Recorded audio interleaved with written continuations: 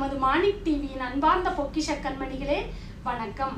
அடியேன் ஆதி அந்த மாணிக்க வாசக சிவசன்மார்க்க பீடத்தின் குரு மாதாஜி டாக்டர் ஜெயந்தி ஸ்ரீபா சிவாச்சாரியார். பிரபஞ்ச நடராஜரின் புகழ் ஓங்குக உலகமெல்லாம். சிவஜோதி சிவஜோதி சிவகாமி சிவஜோதி சிவஜோதி சிவஜோதி சிவகாமி சிவஜோதி.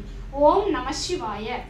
இன்னைக்கு நம்ம பார்க்க போறது சிவபுராணத்துல, திருவாசகத்தில் வரும் சிவபுராணத்தில் 3வது பாடல். மாணிக்க வாசகர் இதுல என்ன சொல்றாருன்னா, வேகம் கெடுத்தாண்ட வேந்தன் நடி வெல்க, பிறப்பருக்கும் பிஞ்சகந்தன் பெய்கடல்கள் வெல்க, புறத்தார்க்கு சேயொந்தன் பூங்கடல்கள் வெல்க, கரங்குவிவார் உள்மகிழும் கோன்கடல்கள் வெல்க, சிறங்குவிவார் ஓங்குவிக்கும் சீரோன் கடல் வெல்க.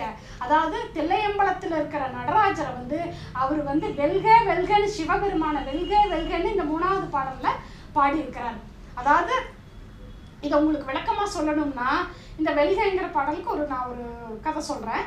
அதாவது அந்த காலத்துல அர்ஜுனன், பஞ்சபாண்டவர்கள் இருக்கிற அர்ஜுனன் தன்னை யாருமே வெல்ல முடியாது அப்படிங்கிற இதுல இருக்கிறாரு.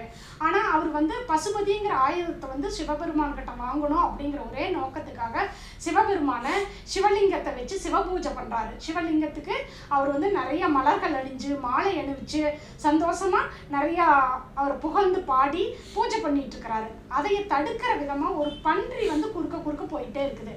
அது என்ன இப்படி நம்மளை டிஸ்டர்ப் பண்ணுது அப்படின்னு அர்ஜுனன் என்ன பண்றாருன்னா, ஒரு வில் எடுத்து அம்பு எய்துறாரு. அம்பு எய்தணும் உடனே என்ன ஆகுது, அந்த பன்றி இறந்துருது. அதே சமயத்துல பக்கத்துல இருந்த ஒரு வேடனும் என்ன பண்றான்னா, அம்பு எடுத்து அந்த பன்றி மேல விடுறாங்க. விட்டதுனால அந்த பன்றி இறந்ததுல 2 பேர்த்துக்கு வாக்குவாதம் ஆயிடுது. என்ன வாக்குவாதம்னா, இந்த பன்றி நான் தான் கொன்னேன்னு அந்த வேடனும் சொல்றான், அர்ஜுனன் என்னன்னு சொல்றான், இல்ல நான் தான் கொன்னேன் அப்படின்னு சொல்லி 2 பேர்த்துக்குள்ள சண்டை வந்துடுது. முதல் வாய் சண்டையா இருக்குது, அப்புறம் கை கலப்பாகுது, அப்புறம் வில்லம்பு வச்சு சண்டை கட்டுறாங்க. இப்படி 2 பேரும் போட்டி போட்டு சண்டை கட்டி இந்த பன்றி நான் தான் கொன்னேன் அப்படின்னு சொல்லும்போது அந்த வேடனை அர்ஜுனனால ஜெயிக்க முடியல. முடிஞ்சாலும் அவர் போராடி பார்க்குறாரு. ஆனால் வேடனை அவரால் வெல்லவே முடியல. அப்போ இவருக்கு ரொம்ப அவமானமா போயிடுது. யாருக்கு? அர்ஜுனனுக்கு. அப்போ சிவபெருமான் முன்னாடி போய் நின்று, அப்பா ஈஸ்வரா, இந்த மாதிரி நான் தான் எல்லாத்தையும் உலகத்தையே வெல்லக்கூடியவன்னு நினைச்சேன். ஆனால் இந்த வேடனால என்னால் வெல்ல முடியல. என்னன்னு எனக்கு ரொம்ப கஷ்டமா இருக்குது. எனக்கு இப்படி ஒரு சோதனை வந்துருச்சேப்பா அப்படின்னு சொல்லி மனசார அவர் இறைவனை ஈசனை வேண்டுறாரு. அப்ப இறைவன் திடீர்னு பார்த்தா அங்க போட்டிருந்த பூ மாலை இல்லை, பூக்கள் எதுவுமே, அர்ஜுனன் போட்ட பூக்கள் எதுவுமே கிடையாது. திரும்பி இந்த பக்கம் திரும்பி வேடனை பார்க்குறான். வேடங்கழுத்துல எல்லா அவர் போட்டிருந்த சிவபெருமானுக்கு என்னென்னமெல்லாம் அணிவிச்சாரோ அந்த பூ மாலை பூக்கள் எல்லாமே வேடன் கழுத்துல இருந்ததை பார்த்து, அப்பா என்னை மன்னிச்சிருங்கப்பா, நீங்களே வேடனா வந்திருக்கிறத புரியாம அறியாமையினால நான் தவறு செஞ்சுட்டேன்.